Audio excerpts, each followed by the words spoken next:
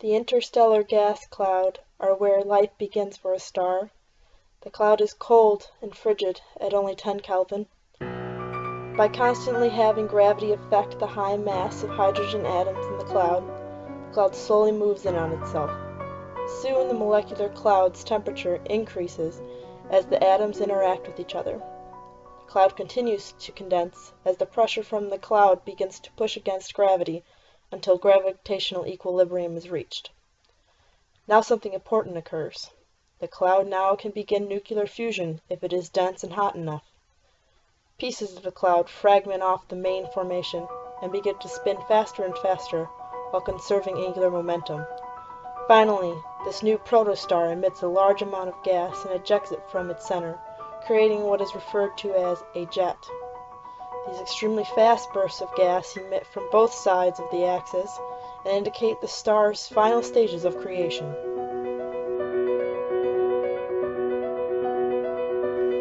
What happened to the rest of the gas cloud? As this protostar evolved, it either consumed the gas particles from nearby formations to becoming more massive, or our star now sits next to another protostar and has become binary.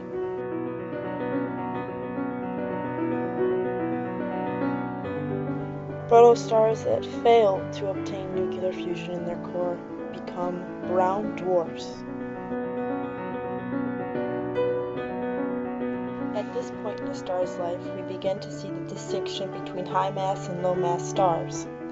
High-mass stars, due to their extremely fast fuel consumption, go from a protostar into a main sequence and can take less than 1 million years to do so, whereas a low-mass star can take up to 100 million years to complete the evolution into a main sequence star.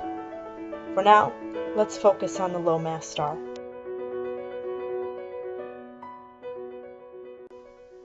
Now the star reaches the next point in its life, the red giant stage. The star will stay here for almost 90% of its lifespan. Hydrogen fusion to maintain the solar thermostat is what makes up this stage. Another term for the balance within the star is hydrostatic equilibrium, which refers to the gravity and outward gas pressure balance in the star. Main sequence stars have a nuclear core that converts 4 hydrogen atoms into a helium molecule. As we move away from the core, you reach the radiative zone and then the convection zone of the star. Again, this is the most stable phase of any star. Sometimes referred to as subgiants, the star now moves slightly back towards the main sequence stars. Now again the star will grow and continue to grow back up into a red giant. This time the core will have helium and carbon in it. The now helium core is caught under a hydrogen shell. The temperature in the core rises as it now goes through helium fusion.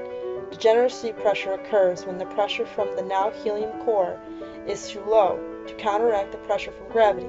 In a matter of a few seconds, a helium flash occurs as an enormous amount of energy is released into the core. The temperature drastically increases, cancels out degeneracy pressure, and allows the star to become smaller as it contracts in on its helium core. Helium fusion in the core slows yet again and the star begins to shrink. In this point in time, the star will also become a double shell fusion star. This refers to fusion that now begins to occur not in only the core, but the 2 layers above it. The shell directly around the core will go through helium fusion, and the one above that will now continue hydrogen fusion.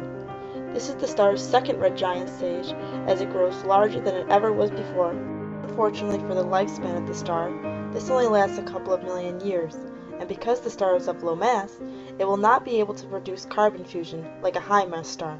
Now the star begins to die.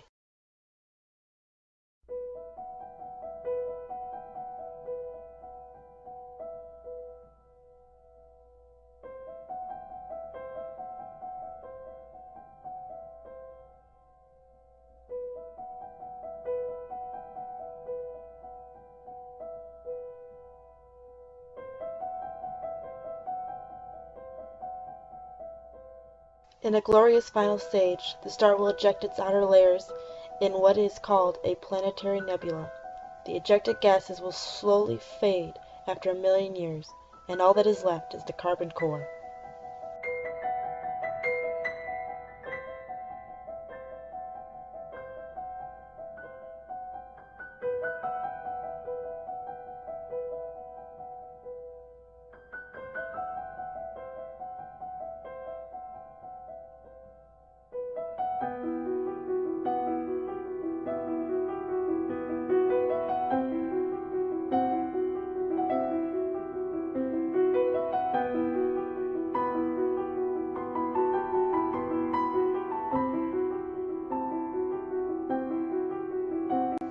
The star is now dead, but now the highly dense and super hot core that remains is referred to as a white dwarf.